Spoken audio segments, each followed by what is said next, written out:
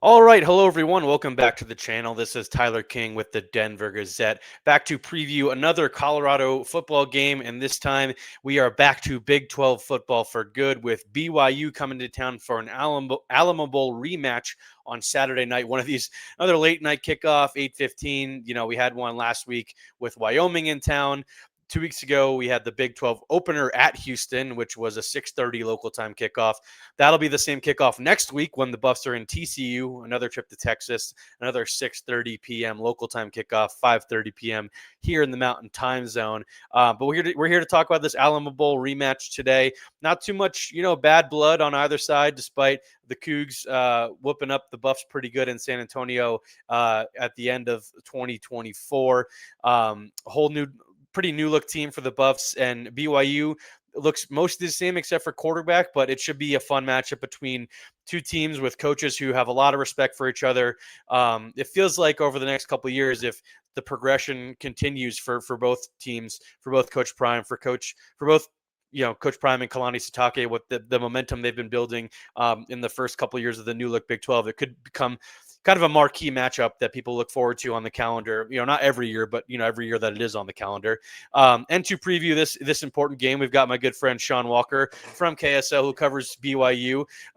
Sean has been on my basketball podcast to talk about the Cougars at times as well. But Sean, we first met at the Alamo Bowl last year, and I'm looking forward to this game. I mean, how much are you looking forward to getting here to Boulder for this late night kickoff this weekend? Yeah, I'm not going to lie, Ty. It feels like only yesterday that you and I were hanging out, eating some Tex-Mex down in San Antonio, hanging out with Coach Prime, talking to Shedeur Sanders. And now he's by far the furthest one away from this game over in Cleveland, that Shedeur Sanders. And Well, is Travis Hunter farther away in Jacksonville? It's kind of, different oh, parts of that's the true. I East guess Coast, but Travis is yeah, probably a little bit further yeah, away. Yeah, that's a yeah. fair point. Hanging out with Devin Lloyd down in Jacksonville. But yeah, I mean, I guess technically, if we were both newborns, it would have been yesterday because it's only been about the gestation of a pregnancy since these two teams last met. Yeah, and before that, it had been quite some time, but now this is going to be a regular conference matchup going forward here in the new look Big 12, or unless kind of college football blows itself up again, as we were talking a little bit off camera about Never, with. never. You know what? Never completely. I think I've learned this summer the conference realignment never truly sleeps. Yeah, that's true. The college football has never done changing. We had new transfer portal rules last week. Who knows what's to come next? We've got college basketball players getting suspended for payments as little as $100. Everything is going on in this college, in the world of college athletics that we love. But the games are why we love to cover it, and this should be a good one this week. BYU enters the game as a 6.5-point favorite. They are 3-0 to start the season, although they haven't faced the toughest competition, Portland State, Stanford at home. And then last week was a weird game. I remember looking at the schedule last week. I'm like, why is BYU traveling to play at East Carolina? There's just been some of these weird games so far this season, like Iowa State played at Arkansas State for some reason. But Sean, what's been your biggest takeaway from watching this new look-ish BYU team to start the 2025 season? Yeah, a little bit of a new look. Obviously, the quarterback is brand new, true freshman Bear Bogmeyer, starting the last three games, and he's been fine. And I think that's probably kind of the biggest change between both of these two teams because the more I look at this Colorado team, and we'll touch on this a little bit later, the more kind of similarities I see, especially defensively, to that team that matched up with BYU down at the Alamo Bowl in San Diego. But obviously, everybody wants to talk about the quarterbacks, right? And you've got two brand new starting quarterbacks in this game. Yeah, I'm assuming CU is going to put out Caden Salter, although yeah, they will. Yeah. Coach Prime has been a little bit coy sometimes with you guys over there, but I I don't think see the how you quarterback can. situation is finally settled in Yeah, Boulder. I Caden don't see Salter why played you pretty well. say Yeah. I don't see why you sit Caden Salter anymore after what he did last week against Wyoming, and BYU's very settled right now on Barrett Bachmeyer. But he's also going to be able to kind of lean on a lot of very similar things that this BYU team did last year, not just defensively, which is where the team leads out, obviously, but offensively as well. I mean, LJ Martin is back. He's a junior. Buffs fans remember him, I think, pretty well from his time in San Antonio. He had a pretty good year last year. He's off to a flying start 3 straight 100-yard games on the ground. This offensive line returned 3 of their 5 starters. Oh, and by the way, one of their brand new starters, they just brought in a backup from Michigan, and Andrew Gentry. So, I mean, that's Colorado kind of native fun. too, by the way. Yeah. And that Colorado native Andrew Gentry. That's right. Long time. He told BYU, he was just telling us the other day, he told BYU no 3 times overall in his recruitment, I think it was. Once out of high school, when he was committed to Virginia. Then again, while he was serving a mission for the Church of Jesus Christ of Latter-day Saints, literally in BYU's backyard in Orem, Utah, he committed to Michigan. And then he went into the portal again, and they kind of finally drug him across the line to get him to Provo that time. So that's, yeah. So that, I think that one's a little fun. And Andrew Gentry going back to his home-ish town. He's from the Denver area. So I mean, I think it's his first game ever playing back in the state of Colorado. I don't believe he's been back since he left. So yeah, it's another interesting storyline. Yeah, you mentioned LJ Martin, obviously the 3 straight 100-yard games. He had 88 yards and 2 touchdowns in the Alamo Bowl, like you mentioned. He's obviously leading the Big 12 in rushing yards per game right now. Just kind of has he become the engine this offense, this BYU offense that maybe fans kind of hoped he was going to turn into at some point last year? Yeah, and I think the coaches want him to this year, quite frankly. I mean, Aaron Roderick, the offensive coordinator, has been really high on LJ this season. Again, he had a good year last year, but ever since spring ball, the talk has been about getting LJ a healthy LJ Martin back for spring ball, which he's never had. He's never had a full spring because of injury purposes and unlike what is the norm in college football these days, he also wasn't an early enrollee. He came in and he started as a freshman right away. But he didn't get to BYU he's from El Paso, and he didn't get to Provo until like middle of June of his freshman year, right before he was going to start his freshman year. So he hasn't had like a fully healthy spring ball. He finally did this year. He stayed healthy through training camp in the fall.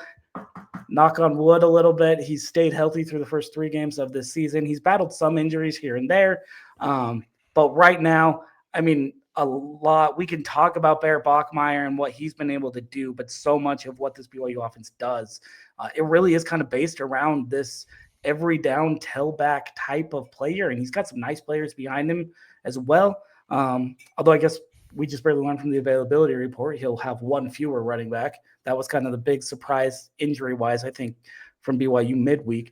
But if it's not LJ Martin, like, yes, there are other things this BYU team can do. I do think Bear's been very solid for a freshman. I think Chase Roberts, obviously out there on the edge, has been really good in terms of his receiving yards. But it's LJ that kind of powers that offense and set things up really well. Yeah, I did want to ask about Bear, just because obviously when you have a true freshman at quarterback and replacing a guy who was really productive in Jake Retzlaff from last year, Bear leads the team in rushing touchdowns with 4. It seems like, the Buffs defense has struggled against running quarterbacks, obviously, so far this year. You had Haynes King in week 1.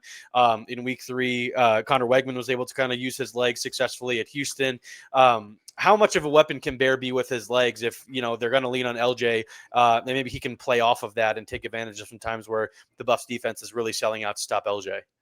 Yeah, and BYU is not afraid to use the quarterback run, although they used it a little bit less against East Carolina than they did in the first 2 games. I think ECU was by far the toughest of their non-conference schedule, although I don't really know if that's necessarily saying much. Portland State's not a very good FCS program. Stanford might be the worst power conference program in America just because of Oklahoma State has got a case for that too. There's a lot of teams that have a lot of That's a good point. But this is so much like off-season chaos and the transition. Stanford is not good. That's for sure. Yeah. There's a lot that's not going the way of the Cardinal right now, in so many ways. And so I don't know how much you can really take away, certainly from those first 2 games.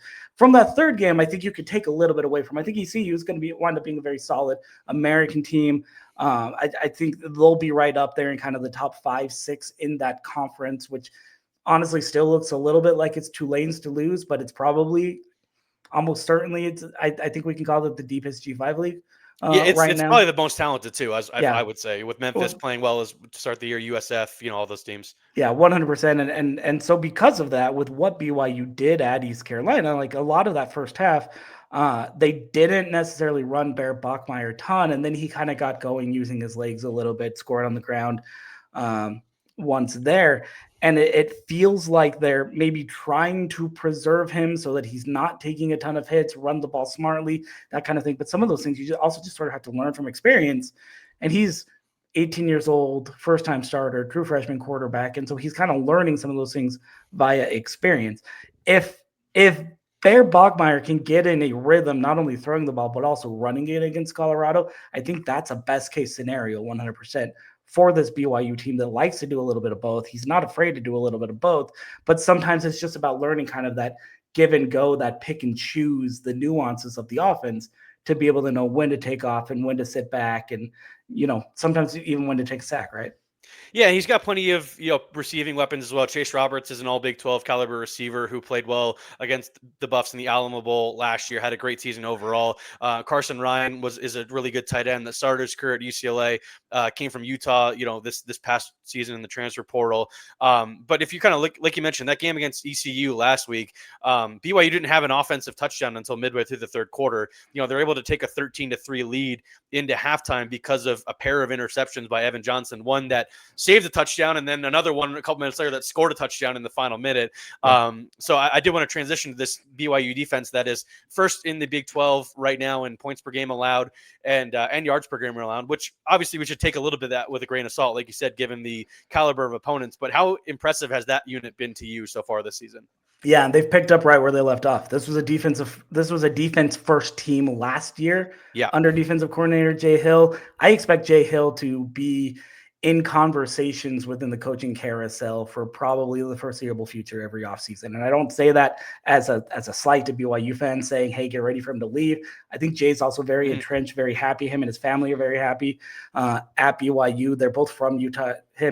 He's from Utah County. His wife's from the area and kind of fell in love with the area in a lot of ways. So they like being around family and kind of all that BYU stands for. But he's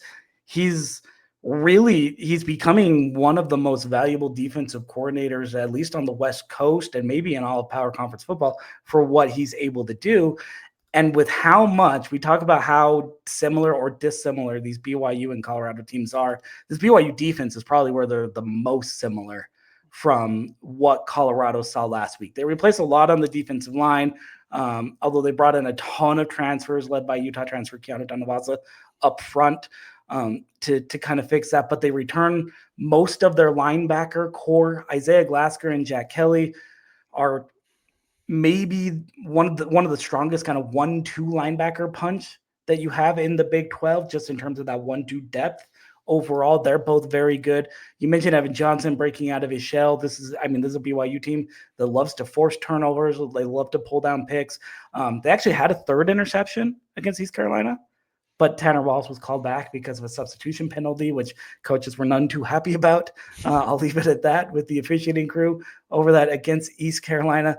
But this is a BYU defense that I think has a lot of just really solid positions and a lot of playmakers at several different spots where they can do so many things. And when Jay Hill is in his bag calling the plays defensively, it certainly makes an offense that is just trying to get its feet under itself, establish itself under a brand new quarterback. It makes their job a lot easier because of what that defense is able to do. Yeah, you mentioned Jack Kelly and Isaiah Glasker. Those guys had great seasons last year. Glasker, in particular, I think he was the defensive MVP of the Alamo Bowl, just kind of really led the effort and kind of really limiting the Buffs offense in a way that we hadn't seen really at all in the second half of that season with Shedeur Sanders and Travis Hunter. That CU offense was just clicking from, basically October on. And then, that Alamo Bowl game, they just were not able to do much of anything as BYU built that big lead in the first half. How would you believe it too, Tyler, if I told you Isaiah Glasker didn't actually commit to BYU thinking he'd play linebacker? That's not surprising to me. Yeah, he's a really athletic guy. Yeah. He signed out of high school. He's a local kid, South Jordan, Utah, Bingham High School. And he signed out of high school as a wide receiver. Very quickly into his BYU tenure, they decided, you know what, we're going to transition you to safety and see how you do over there. And then from there, they just slowly crept him forward into being one of the better linebackers of the Big 12 as well. Jack Kelly's path, maybe even more striking in some ways. Until sophomore year of high school, football wasn't even his main sport.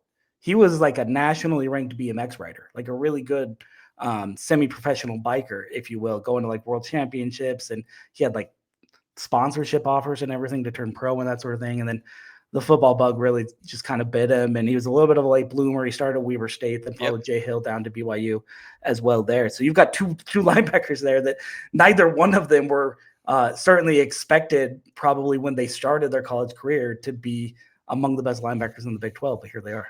Yeah, like BYU does a great job of finding talent in very different ways. Like you said earlier, with finally getting Andrew Gentry to say yes after multiple times trying to get him to campus. Obviously, it's a new look Buffs offense, as I said, with Caden Salter almost certainly going to be the quarterback again after an impressive showing last week against Wyoming, throwing for over 300 yards. He was the team's leading rusher as well. How does this BYU defense prepare for probably easily their toughest test at quarterback so far this year? With if Caden Salter is going to be at his best like he was last week, how does this BYU defense stack up against a dual threat guy like that? Yeah, and this is my number one question I think I have right now for this BYU team is how they defend not just Caden Salter specifically, but a true dual threat running quarterback, a guy who's just as likely to hit you over the top for 30, 40, 50 yards as he is to take off and run for 25, right? BYU hasn't faced that yet in three games. Caden Hauser's a very good quarterback at East Carolina, but he's definitely much more of a passer, much more of a pocket guy. Ironically, his only offensive touchdown was on the ground, so maybe BYU prepared for that a little bit too much in some ways. Neither Portland State nor Stanford really had much of a dual threat presence back there as well. So they really haven't faced anybody who's quite like Caden Salter. Ironically, he was a 4-year player at Liberty as well. BYU went to Liberty when Caden Salter was with the Flames, but they never played each other. He was injured when BYU went out to Northern Virginia to play Liberty. And so I don't think BYU's seen anybody quite like this. I think it's fair to say, and correct me if I'm wrong here, but he's not a quarterback like Shedeur Sanders either. Shedeur could run a little bit here and there. That was only out of necessity, But he wasn't, and it proved to be a necessity several times. So he looked like he could maybe run maybe a little bit more than he wanted to. But I think Caden Salter is very much on a different level where trying to prepare for that, I think, is going to be an immense challenge for this BYU defense, a very good BYU defense, but one that just hasn't really had to account for this necessarily yet. So if there's a weakness, if there's a place that Colorado probably looks to exploit, I don't have game plans. I don't look at Coach Prime's playbook or anything like that, but I would imagine this is probably one area where you think maybe CU has a little bit of advantages in that QB run game. Yeah, and it's going to be more important than it has been at any point this season for the Buffs with the injuries they have at the running back position right now. I mean, you mentioned the first availability report that came out last night, recording this on Thursday afternoon, 2 days before the game. The Buffs are going to be without their top 2 running backs, or at least the guys that have gotten the most amount of snaps so far this season, with DeKalen Taylor and Simeon Price both out with injuries. They both left last week's game, and they're not going to be available this week. So that leaves the Buff with Michael Welch, the sophomore, who's had an okay start to the season, and then Dallin Hayden, the former Ohio State transfer, who suffered an injury late in camp and missed the first 3 games of the season, got in the game late last week against Wyoming to get a little bit of a run. I think you'll see more of him. And then it seems like from everything they said this week that wide receiver Draylon Miller, who kind of views himself as like a Deebo Samuel archetype player, is going to play a little bit in the backfield this week as well. But then that just, with the injuries to your top 2 guys, like Caden Salter's legs are going to be as important as ever this week. I mean, they've got a pretty solid trio wide receiver they're going to roll with Sincere Brown, Joseph Williams, Omarion Miller. Those all 3 guys had touchdowns last week. I feel like those are going to be the key guys this week in the passing game, but it's going to be about Caden Salter's legs as well. And the most encouraging sign for Salter last week was his decision-making and how quickly he was making decisions and how natural they all felt. That was maybe the biggest thing that he wasn't doing, especially in that week 1 loss against Georgia Tech. And then in his limited reps against Delaware the following week, was he just didn't seem sure of himself of whether to run, whether to throw. And there was a play late in the game where he had a 35-yard touchdown off a QB keeper that he just kind of saw a lane, kept it himself, and darted right up the middle into the end zone. And Coach Prime said after the game that that's the guy. That play was the guy that they envisioned getting. So if the Buffs are going to win this week, I think it will be on the back of Caden Salter and him making plays, both with his legs and through the passing game. So you mentioned, obviously how. By the way, can I bring it up because you did bring up Sincere Brown? Is Sincere Brown an early front runner for all Big 12 all name team? He's got to be. I mean, he's and he's a great guy to talk to as well. I'm going to have a story on him in our game day section on Saturday.